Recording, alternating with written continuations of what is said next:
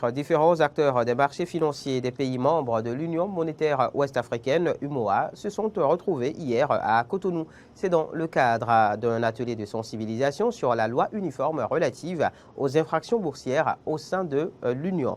Une initiative du Conseil régional de l'épargne publique et des marchés financiers parrainée par le ministre de la Justice. Compte rendu, Clémence Tonoukoua.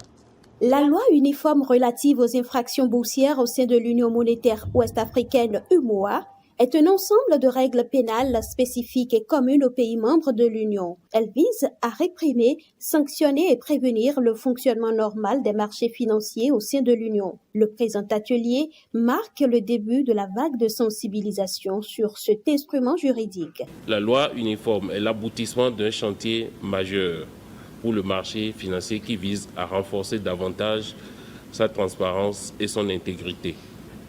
Aussi procure-t-il à notre espace financier communautaire un outil dédié à la protection et à l'attractivité de l'épargne investie en valeurs mobilières conformément aux vœux des plus hautes autorités de l'Union.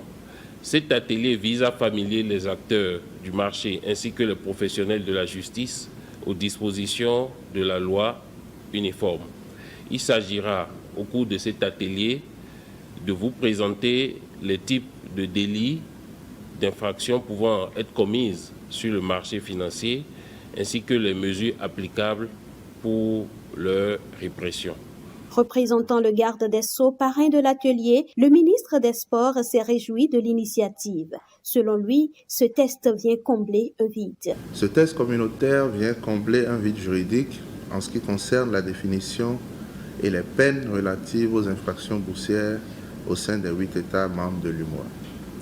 Il permet également de prévenir des crises sociales résultant des placements hasardeux sur la base des offres de placement sous diverses formes et bien souvent illusoires adressées aux populations.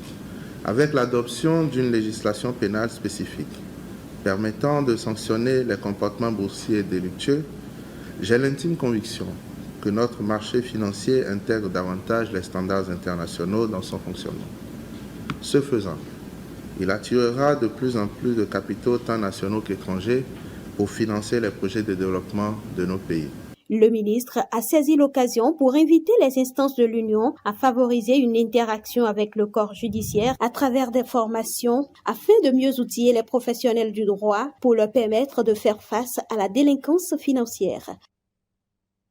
Sont les attributs du Conseil régional de l'épargne publique et des marchés financiers. Clémence Tonoukoua a tendu son micro à un membre du dit conseil. Écoutez.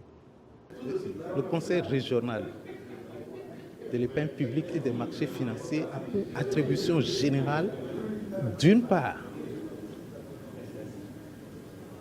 d'organiser et de contrôler